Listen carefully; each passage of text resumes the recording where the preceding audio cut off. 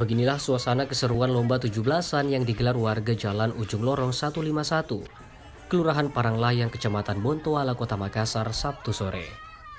Lomba balap karung ini mengikut sertakan anak-anak dan terbilang cukup unik dan tingkat kesulitan yang tinggi.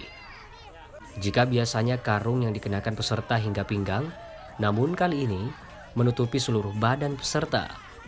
Ditambah menggunakan helm sepeda motor yang berjalan jongkok melaju melintasi rute yang telah ditentukan panitia penyelenggara hingga memasuki garis finish.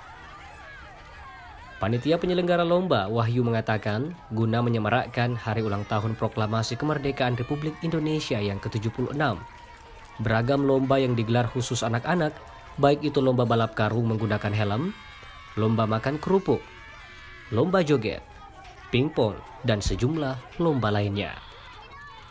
Selain itu, kegiatan ini berkat swadaya gotong royong warga Jalan Ujung, di mana pesertanya melibatkan 30 lebih anak-anak dan tetap menjalankan protokol kesehatan, utamanya menggunakan masker dan jaga jarak.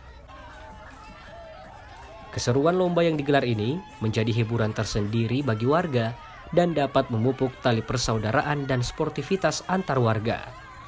Beragam lomba yang digelar ini berlangsung 2 hari, Sabtu hingga Minggu. Tim Liputan, Selebes TV.